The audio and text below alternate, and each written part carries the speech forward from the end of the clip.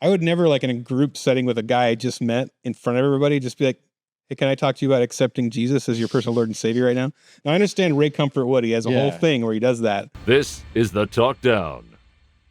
So we were talking, and I mean, Elon Musk is always in the news, but we were talking about how, Patrick, he was, we were always thinking, oh, it's our funny story to tell. And Patrick, for him, one of his funny stories is how he basically caused us to interview Elon Musk when we worked back at the Babylon Bee. And I've always wanted to talk about, when I just ended up having to being the guy that had to ask the question. We'll get to that. But when I asked, I witnessed Elon Musk. Asked if he wanted to accept Christ. You shared the gospel. Shared the gospel with him. Yeah. So, and there was a bunch of responses to that, but it was right after that interview is when I just got atomized by the Babylon Bee, and I didn't have a job there anymore. I never really got to talk about it, right? That experience, and so for today, be a good day. Let's just talk about that whole thing and that moment. And right. So let's start with Patrick. Patrick, you set the stage. Well, so one of the things I always thought, which hopefully we can bring it back to this, is I remember back in that point, we had never gotten to a 1 million view video. So that was kind of a big That was we're getting close, right? Getting close. I found out when I was there at the Bee that on the Twitter account that if you follow each other, you can start DMing people. And so I started DMing just anybody I could think of because I was just anybody that was following. Yeah, because I was following you to So I started I remember I DM'd Joe Rogan. I think I DM'd Neil Brennan, and he got back to us. Yeah, and there's some surprises in there. There's some surprises. I was like, I was like, wait, Neil Brennan, really? That's so cool. Yeah, it was so fun talking to him. Yeah, awesome. so you got to talk to him. I really wanted to talk. Neil Brennan was great. Yeah, so I was really excited about that. So I was kind of I'm invincible, and then I remember it was really funny because we had just done this interview with the Five for Fighting guy. Never got aired. Yeah, never got aired. And I was that one never aired? No. Because I love that guy. I'll tell you why. It was really fun. Yeah. So I remember that was a really fun interview, and I remember it was wow, we're hitting the big time. We sang a song together. Yeah. I know what it was. It was something about dead puppies. Yeah, it was COVID dead puppies, because it was something about they tested on puppies, I think. Man. It was really cool, and I remember being there, and I was watching John Andresic. He's a cool guy. We still keep in touch. Yeah. I've met him a few times since. He's an awesome guy. Yeah, he's really cool, and it was just just watching him perform and being in the room with him was great. So I remember I happened to be in my parents' place. I had moved out by that point, but I know. Well, this is why I felt even more like a loser. So I'm sitting there editing that interview. And I don't know why I looked on the Twitter page of Elon Musk, because I think Seth had maybe sent some tweet out about it. And that was always the thing kind of running in our Slacks that we were one day we'll get Elon Musk to either buy the Bee. Did you say running in our Slacks? I like that phrase Slacks. also. That's what that's what should be called when you're working on Slack. You should be I'm running in my Slacks. Running in my Slacks. I was thinking way dirtier than that. I know. I was so aroused. Not wrong. But so I remember just looking. Slack is an app that people talk on. People don't know what that's Slack. Yeah. Okay. So I remember looking on Twitter, though, and I saw that Elon Musk was following us and that his DMs were open. And I was like, this is so weird. Why would no one have messaged him? And I looked at it, and I basically copied a response I had done to everybody. Like an open introduction. Kind of just you introduction. Got Elon Musk with a to whom it may concern. Yes, pretty much. Dear sir or madam. I was like, dear Elon, we'd love to have you on the podcast. It was just that. And I was and I remember just going back to editing, and then suddenly it was just the 3 little dots popped up. Oh my! And God. I just remember the panic, and I'm just sitting in my parents' room. I was like, what do I do? And so he sent back, Mom, Elon Musk is talking. It really felt like that. And then he sent back a thing you guys are in California? And I was like, what do I do? What do I do? And I was like, yeah, we're in California. And then he sent back a meme that said something what was it? Do you mean? I was like, why aren't you in Texas? And it was a meme about Texas. Oh, okay. And I was like, did the richest man in the world have a meme ready to go? Or did he Google one to send it to me? Yeah, it's so weird. You're just sitting there DMing Elon. I'm DMing Elon in my parents' house. And I'm so I just started messaging everybody. I'm like, what do I do? You called me with a quiver in your throat. Yeah, I was I'm messaging Elon. I was I'm not prepared. I'm not funny enough for this. Yeah. And he's probably that fast because he probably already has a Neuralink in his brain that he just thinks. Yeah, a meme just shows up. He thinks about a meme and it instantly appears on Twitter. Yeah, that's what I was figuring. Yeah. And then I just remember like I messaged him, and then Seth I think took over, and then he basically said like we'll interview. We'll come to you basically, and Elon just said deal, and that was it. That was all the thing we had was like one. Well, he said when. Like right? Yeah, and I think we said when. He was like, "How about this weekend?" And he said, "Come to Texas, and it's a deal." And it was Thursday. It was Thursday, and we were out there by like Saturday, I think, right? But so you called, yeah. So then I'm like, when you called me, suddenly it was like, we're go for an interview on Sunday. That means we have to arrange travel, and like also we need to find a studio. Yeah. I'd never done this. Like I've never done anything like this. So I'm the one calling all over. I started off calling all these studios, and then I was like, gosh, what did I do? I actually searched something in Austin. I found somebody who's actually like a big film guy in the Austin area. Oh yeah. Instead, and I just messaged him cold and was like, "Hey, you don't know me, I don't know you, but do you know a place that could do something like this? An interview with a big person, a little bit secret, keep it secret, whatever, but like nice quality, blah blah blah." So he directed me to a great spot for that. It worked out really well, but we got it all set up, but it was one of the most stressful hour or two or three.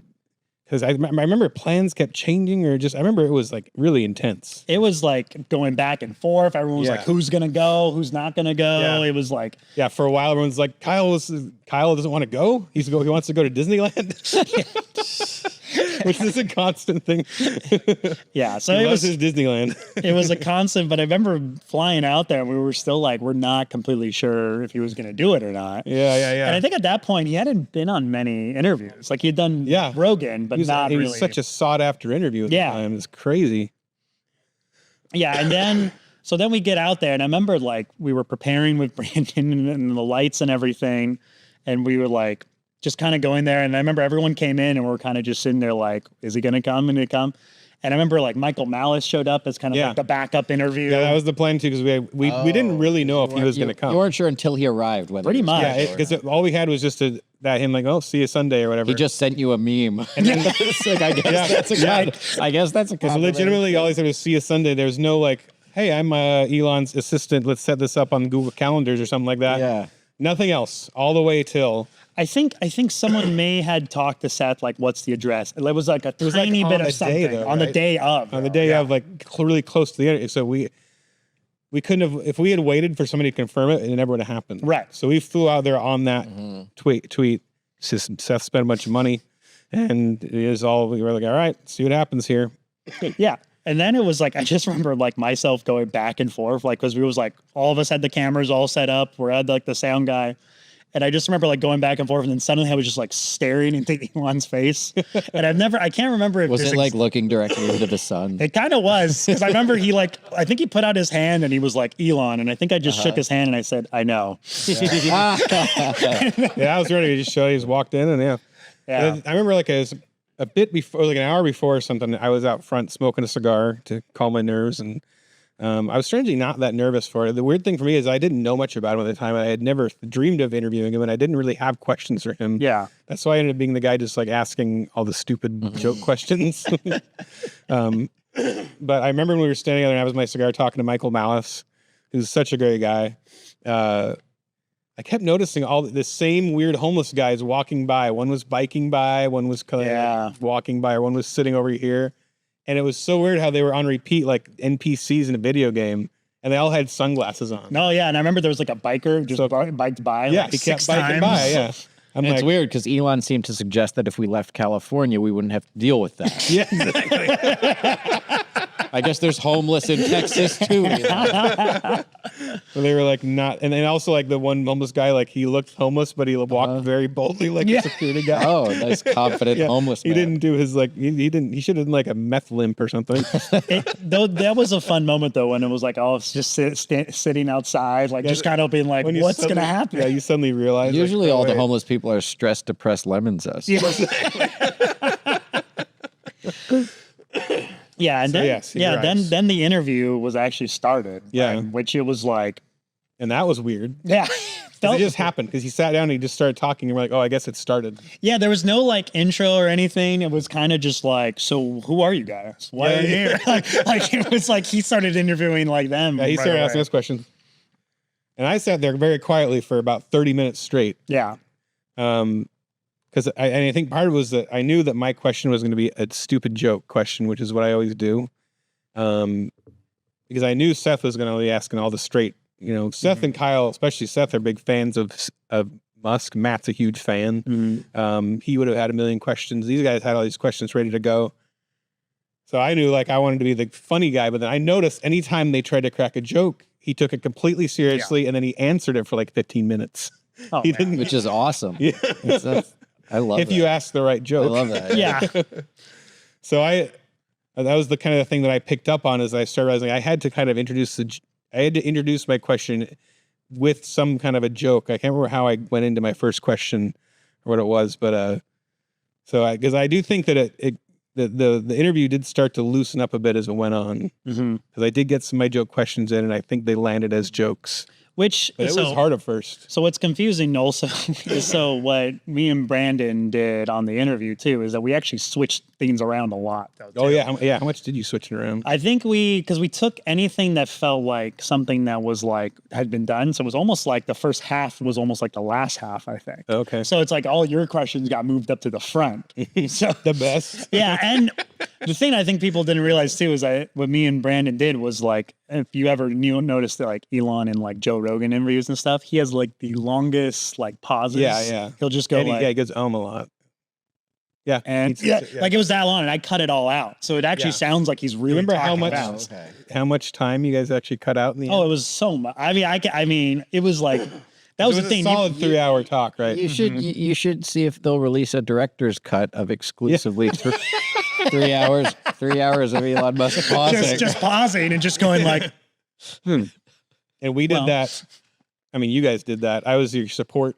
Yeah, Airbnb related. You were working all night. Yeah, I remember being all night. So Brandon worked on like promos, and we could have gotten a hotel room, but Ethan brought his family and was like, we had rented this Airbnb that had 2 extra bedroom, and then it was like a trailer thing. Those little Airstream things, like a tin can. Yeah. So I chose that. I just remember editing outside in there, and like so that little Airstream thing became our little editing bay.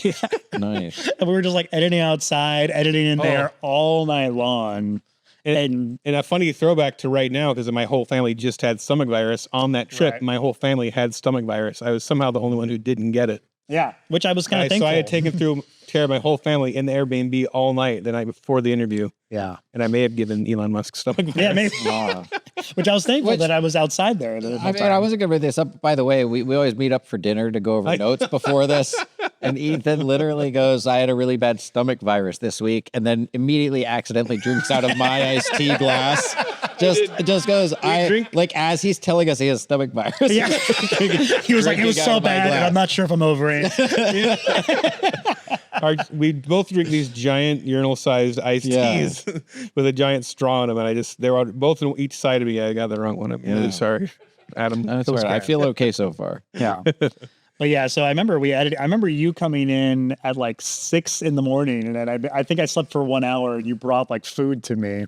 Yeah, so you guys, you cared for each other. You did. Yeah, I was caring for these guys. I was trying to support them because I was up most of the night too with you guys. Yeah, because we were editing out there, and Brandon was doing like promos, then I was doing the interview, and then we were like, you guys need anything? What do you want? I went and got you guys Whataburger or something. Yeah, I was like, something that I guess that's a big deal out there, and I was shocked at how much Brandon eats. Yeah, no, what he ate. I've never ordered that much food and eaten it all in one sitting, and that's me. I have problems. Right? It's like saying, I've shocked myself, and I've eaten food that would shock people, but I was just amazed, and he acted like this is normal. Oh yeah, no, he's not. It's not fair. But yeah, I mean, I remember like me and him like going through. I was also sick. I probably had COVID at the time too, and I was like going through the airport. We were all like panicking as we're trying to edit this thing. And I remember flying back. Brandon took a pass on the edit, then I took another pass on the edit. And I remember this was actually one of my favorite memories of the B. Is we came back. I'm editing on my like little like $600 laptop that was like barely chugging along to it. And then finally it was like done.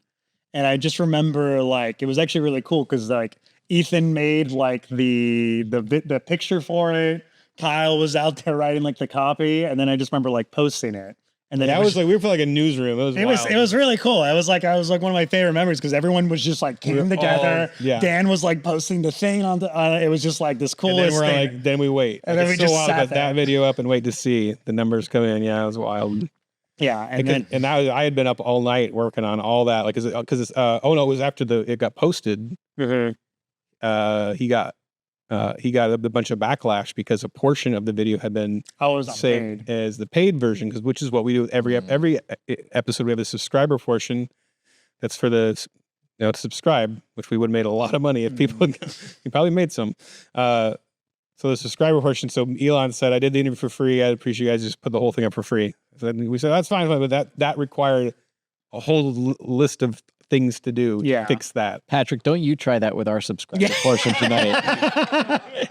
That's what I usually do. Don't nickel and dime us on this. Yeah, I did this for free. That meant us taking down our highest viewed video ever and replacing it with another one. Right. To make everything. So I can't remember what we did. We did something where like we kept the video but then we put it. How many views was it at? How many views was it at the time you had it? I think it was at 1 million. I mean, or it was at least it was getting close to 1 million. Yeah, we unlisted it or something, and then like I think when we put up the other we unlisted it and put the other out, something like that, so it didn't go away. Yeah, you always find a way to delete your initial most successful video. I didn't do that one. Yeah, but I was doing cleanup on that all night. It was like wild. Yeah, and then we did like breakout videos. It was just like it was a lot of stuff going on, and I remember like just literally collapsing under my bed after like putting that whole thing together. But so the weird thing about this is that the subscriber portion is usually behind the paywall. It's a little more casual and it's a little more inside jokey. So we have the 10 questions we ask every time. So this leads to the story that I wanted to kind of talk about. Is in our 10 questions, the final question is always, would you like to accept Jesus Christ as your personal Lord? Oh, actually, we go, it ended up being, can you do us a solid? You could do me a quick solid and accept Jesus as your personal Lord and Savior. Okay, so to make this church, we have to make sure, we're wondering if you could do us a quick solid and accept Jesus as your Lord and Savior. On the show. Personal Lord and Savior. It's a quick prayer. Which whenever, because then the way that the questions work is whoever starts, I can't remember if it starts or just second, I'm not good at math, but like ends up on that question. Oh, I would always hate winding. I hate winding up on that question. Yeah. And I always kind of struggle with it. And it's not because I think it's probably the same thing. It's not because I don't mind sharing my faith with people. It's sort of just this awkward abbreviated way of doing it where it kind of feels like a joke and it kind of feels and I never really know what tone or what right that's what you're supposed to do. That's why I ended up adding, can you do me a solid, because I was like trying to make it really obviously a joke. Like who would ever invite somebody to Christ like it? Hey bro, can you just do me a quick solid? Or a Christian company, just like we always have to do invitation otherwise. They actually say that's what Mother Teresa did in India. She's like whispering into a guy in a cot. Just do me a solid. You do me a quick solid. That was Hitler's nurse or whatever. No. But you got backlash though. I remember seeing from pastors and by the time that came out, because people were mad that you didn't, and understandably, but it is that awkward question where people were saying, "Oh, why would you do this?" In such there was two different pastors I really respect. I forgot his name. Who's the guy? He's like the New Zealand guy that like witnesses to everybody, and like, he's always Joel Osteen. No, what's his name? Man, forgot his name. Wait, if Patrick is up here, who's laughing back there? What is happening?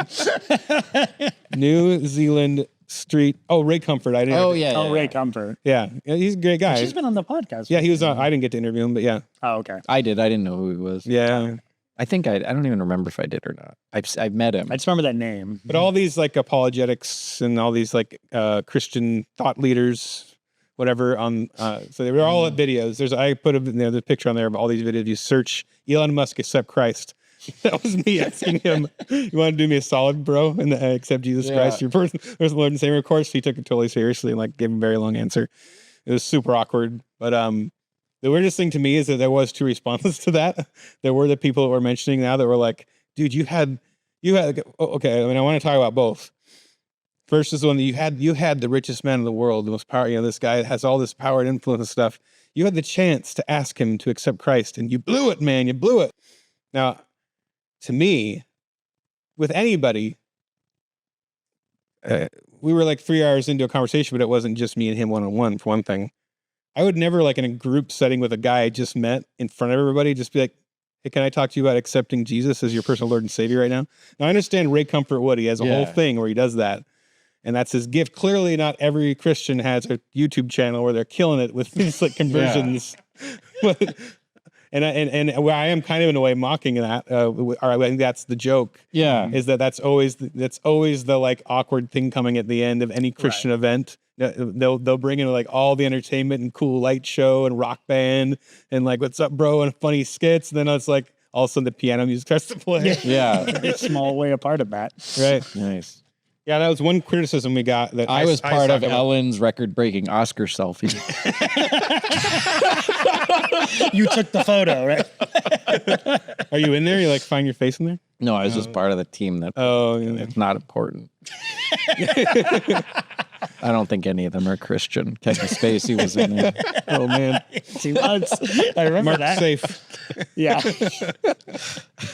Anyway, yeah, I just thought it was a fascinating moment. The interview. That was something I saw. So I got some criticism from people too for saying. One of the questions I asked was like, why are you talking to us? Like, why are we doing this interview with you? You could be interviewing anybody in the world. Yeah. Anybody wants to talk to you, any continent. And I saw people like, dude, you got the interview asking questions and asking why he's talking to you or whatever. I'm like, but I thought like that was in the moment.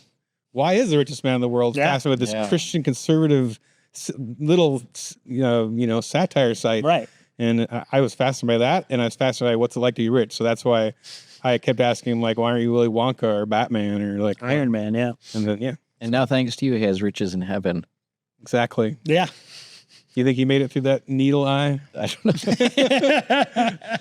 I don't know. The only thing I've seen in the future is that Hello Kitty is actually a girl. Hey, that's more than most people. Yeah. I know.